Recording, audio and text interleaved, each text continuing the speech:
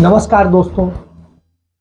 शायद हमारे देश की सरकार यानी नरेंद्र मोदी को भारत की सीमाओं की कोई फिक्र नहीं है। शायद चुनाव जीतना ही उनका सबसे बड़ा लक्ष्य है। देश की अर्थव्यवस्था गर्त में जाए उन्हें कोई फर्क नहीं पड़ता। देश की सीमाएं असुरक्षित हो जाएं उन्हें कोई फर्क नहीं पड़ता। वो तो सिर्फ सौदेबाजी करते हैं, हथियार खरीदते हैं, उन देशों को खुश करते हैं जो देश हथियार सप्लाई करते हैं। चीन हमारे यहां घुसता चला रहा है, लगातार घुसता चला रहा है, लेकिन उन्हें कोई फर्क नहीं पड़ता है और वो राज्य जीतते हैं, पंचायतें जीतते हैं, मोहल्ले जीतते हैं और इस पर जश्न मनता है। लेकिन जब देश की हजारों वर्ग किलोमीटर की भूमि चीन कब्जा कर चुका हो सिर्फ 8 साल में, तब आप क्या कहें? जब देश में चीन का जो व्यापार है वो व्यापार 86 अरब डॉलर का हो चुका हो, तब आप क्या कहें? तो स्थिति ये हो चुकी है। जिस चीन के प्रोडक्ट्स के बहिष्कार की वो बात करते थे, उनके 8 साल के शासनकाल में वो 700% बढ़ चुका है और 700% जब बढ़ चुका हो तो सवाल तो पूछा जाना चाहिए कि आखिर आप किस बात की सौदेबाजी कर रहे हैं? चीन के राष्ट्रपति से इतनी मुलाकातें भारत के आजादी से लेके अब तक कभी भी भारत के किसी प्रधानमंत्री ने नहीं की है। उतनी मुलाकातें नरेंद्र मोदी ने 8 साल में, बावजूद इसके समस्या का समाधान नहीं। सैकड़ों कोऑर्डिनेशन कमेटी की मीटिंग हो चुकी, विदेश मंत्रियों की मीटिंग हो चुकी, कोई नहीं पूछ रहा। लेकिन देश पर हमले हो रहे। आपको याद होगा जून 2020 का वो दिन, वो काला दिन जिस दिन चीन ने हमारे यहां गालवान घाटी पर हमला करके हमारे 20 सैनिकों को मार दिया और हम उसका कोई जवाब नहीं, हमारे पास जवाब था। और उसके बाद किस तरीके से हमारे प्रधानमंत्री ने पूरे देश से झूठ बोला था, आप भी देखिए। न वहां कोई हमारी सीमा में घुस आया है, न ही कोई घुसा हुआ है, न ही हमारी कोई पोस्ट किसी दूसरे के कब्जे में है। तो क्या झूठ बोलना ही भारतीय जनता पार्टी और उनके नेताओं की स्थिति हो गई? आज इसी तरह से एक झूठ अमित शाह ने भी बोला। उस झूठ को भी सुनिए। कल अपने सेना के जवानों ने जो 8 की देर रात को और 9 की सुबह को जो वीरता दिखाई है, मैं इसकी भूरी भूरी प्रशंसा करता हूं। इन्होंने घुसे हुए सभी लोगों को कुछ ही घंटों में वापस खदेड़ दिया और हमारी भूमि का रक्षण किया है। राजीव गांधी फाउंडेशन के FCRA लाइसेंस रद्द होने का एक दूसरा भी कारण था। इस्लामिक रिसर्च फाउंडेशन के जिसका प्रणेता जाकिर नायक है, जाकिर नायक को पूरा देश जानता है, उनसे भी 7 जुलाई 2011 को 50 लाख रुपया राजीव गांधी फाउंडेशन ने प्राप्त किया था। मैं पूछना चाहता हूं, राजीव गांधी फाउंडेशन के कर्ता धर्ता जो कांग्रेस की फैमिली पार्टी है उसी के सदस्य हैं, तो आपको ये पैसा जाकिर नाइक ने किस मकसद के लिए दिया था, इसकी भी स्पष्टता देश की जनता के सामने होनी चाहिए। आखिर कारण क्या है कि चीन बार बार दुस्साहस कर रहा है? अब उसने एक नया फ्रंट खोल दिया अरुणाचल प्रदेश में। और दूसरी बात, प्रधानमंत्री की चुप्पी का क्या कारण है? क्या दबाव है प्रधानमंत्री पर या इस सरकार पर? क्या यूसी वेब मोबाइल नाम की कंपनी है? क्या गामा गाना नाम की कंपनी है? क्या डोंगफैंग नाम की कंपनी है? जिन कंपनियों से उपकृत हुए हैं प्रधानमंत्री जी या भारतीय जनता पार्टी या संघ, हमें नहीं मालूम कौन उपकृत हुआ, लेकिन इनके जो घनिष्ठ संबंध हैं, जिस तरह से चुनावों में इन कंपनीज का इस्तेमाल हुआ है, पीएम केयर फंड में किस कंपनी ने, चीन से संबंधित किस कंपनी ने, पीएलए से संबंधित किस कंपनी ने पैसे दिए, खुलासा कीजिए, तब मालूम तो पड़े कि आपकी चुप्पी का राज क्या है। आप विवेकानंद फाउंडेशन, इंडिया फाउंडेशन लगातार चीन के साथ संबंध सुदृढ़ करते हैं, मजबूत करते चले आ रहे हैं। और तो और भारतीय जनता पार्टी के 13 विधायक 2014 में द पार्टी स्कूल जिसको कहा जाता है, कम्युनिस्ट पार्टी ऑफ चाइना के स्कूल में शिक्षित होने गए थे। क्या शिक्षा ली आपने वहां? क्यों इतने मजबूत संबंध है आपके? क्या अंडरस्टैंडिंग है आपकी चीन के साथ कि प्रधानमंत्री 18 बार चीन के राष्ट्रपति से मिलते हैं और उसके बाद भी उनके आगे इस तरह से झुक जाते हैं? वो लगातार कब्जा कर रहे हैं, कभी लद्दाख में, कभी अरुणाचल प्रदेश में, और आपके मुंह से एक उफ नहीं निकलती। आप क्लीन चिट दे देते हैं चीन को। इन तमाम सवालों के जवाब हिंदुस्तान मांग रहा है आपसे। और उसके बाद मैं बड़ा आदर भाव से देखता हूं राजनाथ सिंह, क्योंकि वो बहुत सुलझे हुए और राष्ट्र की सोच वाले व्यक्ति थे। लेकिन आज संसद में उन्होंने वही रटा रटाया सा बयान दिया जो नरेंद्र मोदी देते आए। मैं इस गरिमामयी सदन को अरुणाचल प्रदेश के तवांग सेक्टर में हमारी सीमा पर 9 दिसंबर 2022 को हुई एक घटना के बारे में अवगत कराना चाहूंगा। उपसभापति महोदय, 9 दिसंबर 2022 को चाइनीज पीएलए ट्रुप्स ने तवांग सेक्टर के यांगसे एरिया में लाइन ऑफ एक्चुअल कंट्रोल पर अतिक्रमण कर स्टेटस को एक तरफा बदलने का प्रयास किया। चाइना के इस प्रयास का हमारी सेना ने दृढ़ता के साथ सामना किया। उपसभापति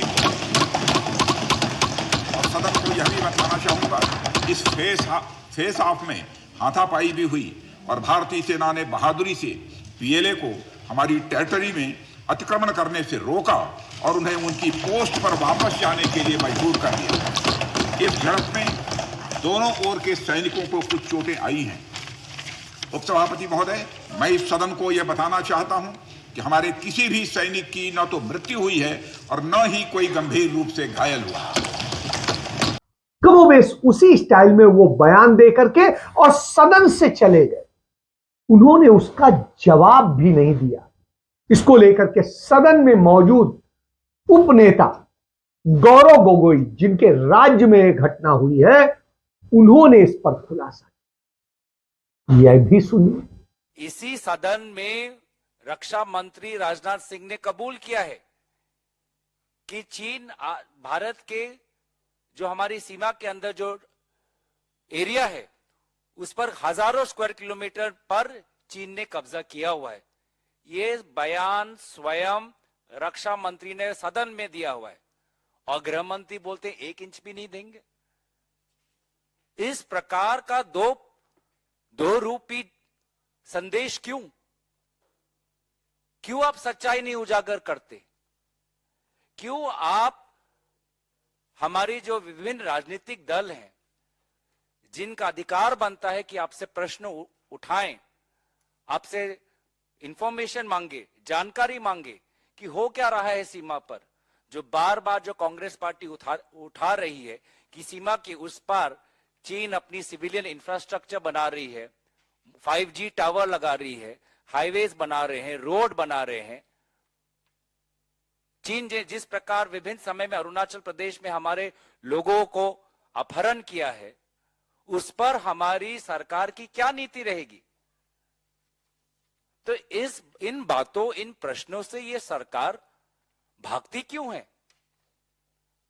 हम सरकार के द्वारा जानना चाहते हैं कि ये जो सदन, जिसको प्रधानमंत्री मोदी जी कहते हैं कि ये लोकतंत्र का मंदिर है, तो ये क्या मंदिर में भारत के आवाम को ये जानने का अधिकार भी नहीं कि सीमा के उस पार हो क्या रहा है?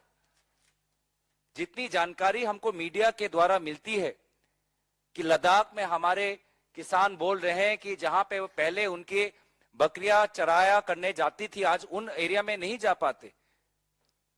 इलेक्टेड काउंसलर्स बोल रहे हैं कि हम वहां पे जहां पे पहले हम जाते थे हमारी आजादी थी वहां आज आजादी नहीं है। इन बातों का खुलासा स्पष्टीकरण सरकार क्यों नहीं देना चाहती? क्यों भाग रही है? क्यों दो रूपी एक रवैया वो सदन के अंदर दिखा रही है? और किन भारत के आवाम को इस महत्वपूर्ण मुद्दे पे उनकी आंखों में क्यों वो धूल झोंक रही है? इसके बाद आप फैसला कीजिए हम जा कहां रहे, हालात क्या है। आज स्थिति ये कि कल सूचना आती है शाम को, और ये सूचना कहां से आई? कांग्रेस पार्टी की तरफ से इस बात की सूचना आई कि हमारे अरुणाचल प्रदेश के तवांग में चीनी सैनिकों ने घुस करके किस तरीके से भारतीय सैनिकों के साथ में पूरी क्लैश किया है, अटैक किया है, और दोनों लड़े हैं, और इसमें दोनों पक्षों से लोग घायल हुए। और ये सब करने के बाद चीन के सैनिक वापस लौट गए। किसी की ईश्वर की कृपा है कि कोई हमारा सैनिक शहीद नहीं हुआ, उनका भी कोई सैनिक शहीद नहीं हुआ। लेकिन कर्नल अजय शुक्ला बताते हैं कि 36 भारतीय सैनिक घायल हैं, और जिनमें 7 गंभीर रूप से घायल, कहां हॉस्पिटलाइज्ड हैं, वो सारा उन्होंने ब्यौरा दिया। इसके बाद एक और चीन के साथ हमारा विवाद लगातार 2014 के बाद में जिस तरीके से बढ़ा है वो चिंताजनक है। और क्यों चिंताजनक है इसको समझिए पहले, इसके बाद में और बात करते हैं। आपको याद होगा कि जिस तरह के हालात लगातार बने हैं उसमें आपको देखना होगा कि किस तरीके से विवाद हुए, किस तरीके से हमारे देश को लगातार तोड़ने की कोशिश की जा रही है और किस तरीके से बर्बाद करने की कोशिश की जा रही है। यह चिंताजनक होना भी चाहिए। निश्चित रूप से चीन ने जिस तरीके से लगातार हमारे ऊपर हमला किया है, इसको 2017 से 2021 के बीच में इतनी घटनाएं हो गई जिनका जिक्र आप करें तो आपको लगेगा कि ये क्या है। 1962 के बाद में 1962 में भारत को हार का मुंह देखना पड़ा था चीन के साथ, क्योंकि उस समय हमारे पास न संसाधन थे, न इतना हमारा बजट था, न बहुत सारी चीजें। फिर भी हम लड़े थे, बड़े बहादुरी से हमारे सैनिक लड़े थे, लेकिन नहीं जीत सके। अंततः हार जीत का फैसला होने के पहले ही बीच में बड़े देश पड़े और समझौता करके हमें वापस लौटना। लेकिन 1967 में जब श्रीमती इंदिरा गांधी प्रधानमंत्री बनी तो हमने सिक्किम के और तिब्बत के बॉर्डर पर चोला के पास जो है कि चोला के पास में किस तरीके से चीन को बुरी तरीके से हराया, और उसमें भारत के 80 सैनिक शहीद हुए जबकि चीन के 400 सैनिक शहीद हुए। आपको तो भारत की एक बड़ी जीत थी, कम संसाधनों से भी हमने वो जीत हासिल की थी। तो वो श्रीमती इंदिरा गांधी, उनके पिता के समय में हमें हार का मुंह देखना। उसके बाद 1975 में श्रीमती इंदिरा गांधी ही प्रधानमंत्री। चीन ने अरुणाचल प्रदेश के तुलुंगला में असम राइफल्स के जो जवानों पर, पेट्रोलिंग टीम पर अटैक किया, और इस हमले में हमारे 4 भारतीय जवान मारे गए। हमारे जवान जो शहीद हुए, हमारे जवानों ने उनके 32 सैनिकों को शहीद। आप इससे समझिए कि कड़ा जवाब दिया। फिर चीन इतना घबराया कि 10-12 साल तक तो बिल्कुल चुप। फिर 1987 में जब राजीव गांधी की सरकार डगमग हो रही थी, तमाम विपक्षी दल और सब कुछ उन्हें घेरे हुए थे, अस्थिर होती जा रही थी, उस स्थिति में फिर से एक बार तवांग में ही, जिस तवांग में अब यह घटना हुई है, उस तवांग में उत्तर में समदोरांगचू इलाके में टकराव हुआ। लेकिन अच्छा यह था कि वो मामला बातचीत के जरिए सुलझ गया, कोई खून खराबा नहीं हुआ, और मामला शांत हो गया। तो ये एक भारत के लिए उपलब्धि थी। उसके बाद में आप ये समझिए 1987 और उसके बाद में चीन बिल्कुल शांत पड़ गया और फिर 2013 में उसी ने इस तरह की हरकत करने की कोशिश। भारत की सेनाओं ने कड़ा जवाब दिया और अंततः बगैर किसी हानि के वो वापस। फिर 2015 में उन्होंने अटैक किया और 2015 के अटैक के बाद फिर हालात बिगड़ने लगे। और जब ये हालात बिगड़ने लगे तो आपको जानना पड़ेगा स्थिति क्या हुई। जब ये हालात बिगड़ तो कैसे उसे संभाला जाए, इस पर बात होती। उसके पहले ही 2017 में डोकलाम में 75 दिन तक हमारी दोनों की सेनाएं आमने सामने रही। क्यों? डोकलाम के पास पर चीन सड़क बनाना चाहता था, भारत नहीं चाहता था ये सड़क बना। चीन ने सड़क निर्माण का काम काफी हद तक निकाल लिया था, लेकिन वहीं पर रुक गया। चीन ने भी उसके बाद में थोड़ा सा, जैसे चीन की नीति होती है, कहा हाँ ठीक है, समझौता किया। समझौते की बात कहा भारत के उससे कि जहां पे हम सड़क बना रहे हैं उससे 2 किलोमीटर आप अंदर नहीं आएंगे। तो साहब भारत ने वो मान लिया। आपकी जमीन, भारत की जमीन, और भारत अपनी जमीन पे 2 किलोमीटर नहीं जाएगा, ये मान लिया गया। बहरहाल नतीजा क्या हुआ? इतने दिनों में उसने अपने आप को मजबूत किया और डोकलाम पे उसने सड़क बना ली। उस समय तो 2017 में वाहवाही ली प्रधानमंत्री ने और चुनाव जीते उसके, और फिर चीन ने सड़क बना ली जो उसका मकसद था, और उसका ये मकसद पूरा हुआ। उसके बाद क्या होता है? उसके बाद वो फिर आगे की तरफ बढ़ गया और उसने अरुणाचल का छड़ा छोड़ दिया और आगे आ गया लद्दाख में। भारत के को उसने उलझा दिया। लद्दाख में आने के बाद उसने 2020 में गालवान घाटी पर कब्जा कर, और इस दौरान भारत और चीन की सेनाओं में आपस में फिर एक बार झड़प हुई, और इस झड़प में भारत के 20 सैनिक मारे गए। 20 सैनिक, जो यदि आप याद करें 1967 के युद्ध के बाद में, भारत चीन युद्ध के बाद में कोई ऐसी घटना नहीं हुई थी, और शांति काल में एक भी ऐसी घटना नहीं हुई। यानी 1975 के बाद में एक भी भारतीय सैनिक चीन के द्वारा उसके पहले नहीं मारा गया। तो अब 1975 के बाद में 2020 में वो दिन आया कि भारत के 20 सैनिक मार दिए। 1975 में 4 मारे थे और हमारे उसने उसके बदले 10 गुने मारे। आज स्थिति बिल्कुल उलट। आज उन्होंने भारत के 20 सैनिक मारे, और 20 सैनिक जब हमारे शहीद हो गए, उसके बाद प्रधानमंत्री कहते हैं ना कोई घुसा है, ना कोई घुस आया है, ना कोई है। मतलब देश के सामने झूठ बोलने का इससे बड़ा प्रमाण कोई नहीं, वो उन्होंने बोला।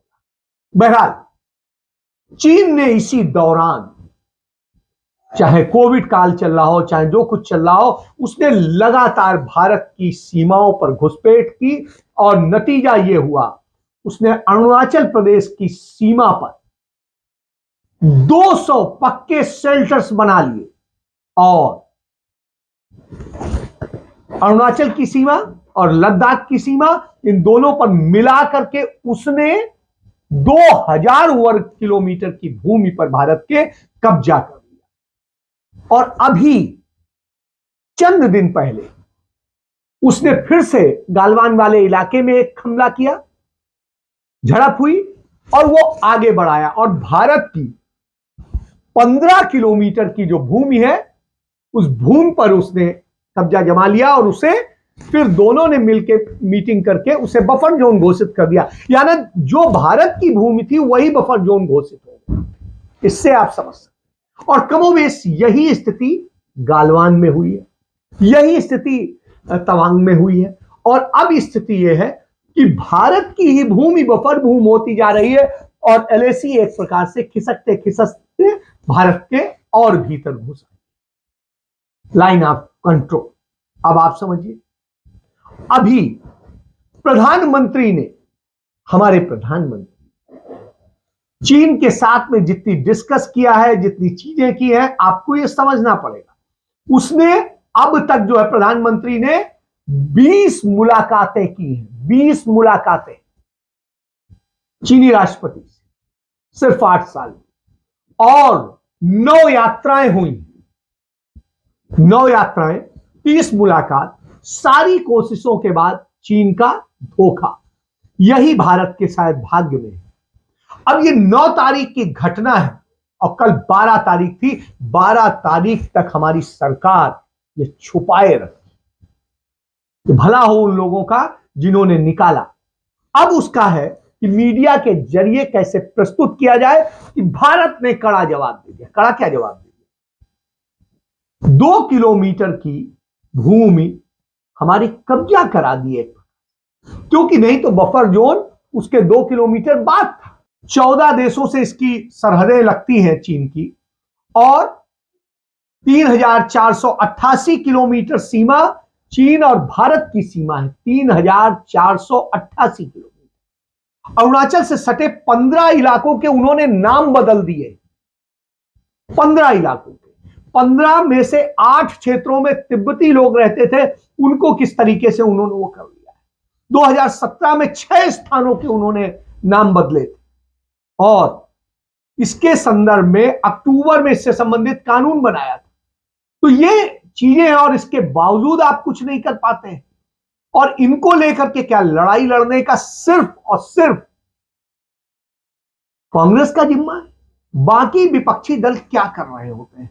तो यह भी एक चिंता का विषय है कि लगातार वो बाज नहीं आ रहा है, और लगातार चीन जो है भारत की जमीन पर अपनी कॉलोनियां बना रहा है। और उसकी सैटेलाइट पिक्चर मौजूद है कि 19 मार्च 2019 में जो सैटेलाइट पिक्चर आई थी, उसने कुछ कॉलोनियां बसा ली थी, और फिर 20 सितंबर 2021 को आई थी कि उसने कितने बड़े क्षेत्र को बना लिया था, ये समझिए। उसने 4 गांव बसा लिए, और 4 गांव जो बसा लिए वो भी आपको जानना पड़ेगा कि किस तरीके से उसने 4 गांव बना लिए, ये सब कर लिए। तो इन सब का है। और रक्षा मंत्री, हमारे देश के रक्षा मंत्री 3 मिनट का बयान देकर के सीधे चले जाते हैं, सांसदों के सवालों का जवाब नहीं देते हैं। नतीजतन कांग्रेस पार्टी को वॉकआउट करना पड़ता है, विपक्ष को वॉकआउट करना। 12 दिसंबर 2022 को एक अत्यंत चिंताजनक खबर सामने आ रही है। अरुणाचल प्रदेश के तवांग इलाके में भारतीय सेना की और चीनी सेना की भिड़ंत हुई है, जब चीनी सेना ने इधर आने की कोशिश करी, और उसमें हमारे कुछ जाबाज जरूर घायल हुए हैं।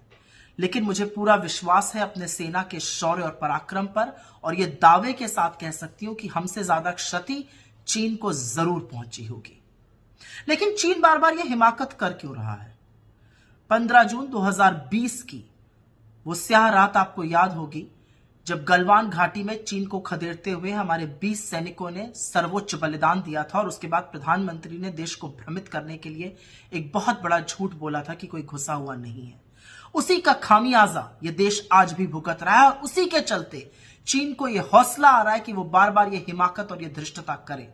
बजाय चीन को सबक सिखाने के, बजाय चीन को बिना लार लपेट सीधे शब्दों में बात करने के, जब बाली में मोदी जी और शी जिनपिंग मिले तो वहां तो आत्मीयता देखने वाली थी, लाल आंखें तो नहीं, लाल शर्ट जरूर थी।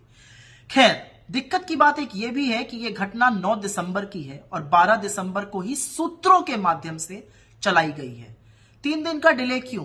क्योंकि गुजरात में सरकार का जो महिमा मंडन होना था वो हुआ। और एक बात और, इस पर आधिकारिक वक्तव्य क्या है? सरकार का, विदेश मंत्रालय का, रक्षा मंत्रालय का, प्रधानमंत्री कार्यालय का? कुछ नहीं, सिर्फ सूत्रों के माध्यम से खबर चला दो।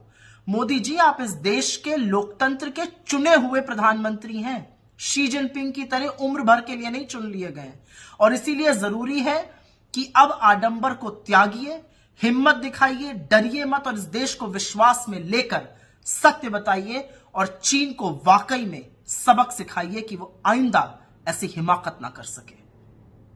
डरिए मत। ये स्थितियां हो तो आपको समझना पड़ेगा, वो ड्रोन के जरिए भी तमाम तरह से घुसपैठ कर रहा है और चीजें कर रहा है, हमारे सामने है। इसके लिए हमें किसी से पूछने की जरूरत नहीं है।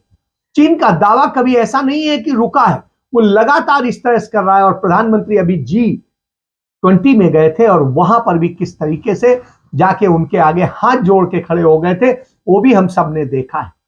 हम सब ने देखा है कि किस तरीके से घटनाएं होती रही और प्रधानमंत्री हमारे झूठ बोलते रहे, उनके मंत्रीगण झूठ बोलते रहे। ये सारी चीजें सामने। इसके बाद चीन ने किस तरीके से कब्जा किया है, सारी चीजें जब सामने हो तब आपको सोचना पड़ता है। आप ये नक्शा देखिए, जो नक्शा अब आउट ऑफ कंट्रोल हो गया है। जो पहले ये नक्शा होता था जिसने कब्जा किया गया है, उसको देखिए। 1962 के बाद की स्थितियां थी, लेकिन आज जब हम बात आपसे कर रहे हैं तो नक्शा बदल चुका है। आज चीन की ये स्थिति, और जब ये स्थिति हो तो आप बताइए, सवाल होना चाहिए कि नहीं? क्या देश का इतनी बड़ी बजट का हिस्सा सेना के नाम पर आप खर्च कर रहे हैं, सेना को सशक्त बनाने के नाम पे, और हो ये रहा है क्योंकि सेना का आप राजनीतिक इस्तेमाल कर रहे हैं, चुनावी इस्तेमाल, इसलिए ये हालात पैदा हो। आपको देश नहीं, चुनाव प्यारा है, सत्ता प्यारी है, और जब ये हो सवाल उठना लाजिमी है। उसके साथ आपने व्यापार किस तरह से बढ़ाया है। व्यापार की स्थितियां जैसे मैंने बताया, 2021-22 में दोनों के बीच 115 अरब डॉलर का व्यापार हुआ, जो पिछली साल के मुकाबले 86 अरब डॉलर अधिक। 86 अरब डॉलर, आप समझिए, लगातार बढ़ता जा रहा है। ये ऐसा नहीं है कि एक दिन में हो। और मनमोहन सिंह सरकार से यदि तुलना करेंगे तो ये इतना बढ़ गया है, जैसे मैंने आपको बताया कि 700% बढ़ गया है। अब इतने के बाद भी आप कहेंगे कि क्या चाहिए आपको, तो झूठ के लिए तो जगह नहीं। सच तो जानिए और देश को बनाइए, और उसका मुकाबला देश करेगा, आपका साथ देगा। ऐसा नहीं है कि अलग है। और सदैव देश ने साथ दिया राष्ट्र के नाम पर, आपको भी बैठा, लेकिन आप झूठे राष्ट्रवाद का स्वागत, आपके मदारी के खेल में आपने देश को बर्बाद किया है। इसके साथ मैं आग्रह करूंगा, सच को जानिए, पहचानिए, क्योंकि देश को बनाना है, देश का भविष्य है, आपके बच्चों का भविष्य है। नहीं सोचेंगे सब बर्बादी में जाए। इसके साथ बात समाप्त करता हूं। जय हिंद, जय भारत, वंदे मातरम।